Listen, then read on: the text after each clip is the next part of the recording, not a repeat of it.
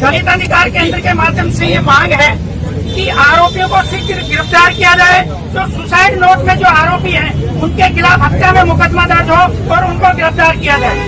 उदयपुर में 50 लाख रुपए और परिवार के 2 बेटों को सर्विस दी गई थी कि अगर किसी की मृत्यु हो जाती है, मर्डर हो जाता है, तो SC/ST एक्ट के तहत परिवार के सदस्यों को सरकारी नौकरी, कृषि योग्य भूमि, विधवा को पेंशन देने का प्रावधान है।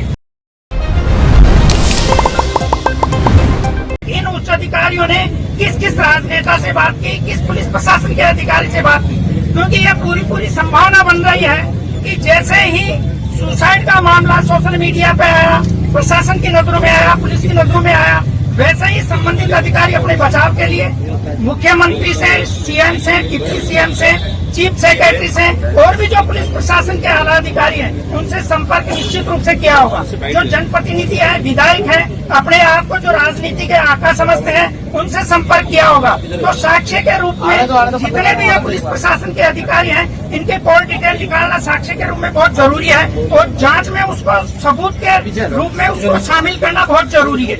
जब तक इनको ये जांच वैज्ञानिक तरीके से नहीं होगी, साइंटिफिक तरीके से जांच नहीं होगी, जब तक आरोपी पकड़े नहीं जाएंगे। तो हमारी पुरजोर शब्दों में दलित अधिकार केंद्र के माध्यम से ये मांग है कि आरोपियों को शीघ्र गिरफ्तार किया जाए। जो सुसाइड नोट में जो आरोपी हैं उनके खिलाफ हत्या में मुकदमा दर्ज हो और उनको गिरफ्तार किया जाए। जब कन्हैया लाल का मर्डर हुआ था उदयपुर में 50 लाख रुपए और परिवार के 2 बेटों को सर्विस दी गई थी। हमारी भी मांग ये रहनी चाहिए, आप सबके सहयोग से, आपकी सहमति से मैं ये बोलना चाहता हूँ कि परिवार के 2 लोगों को कानूनी रूप से सर्विस मिलनी चाहिए।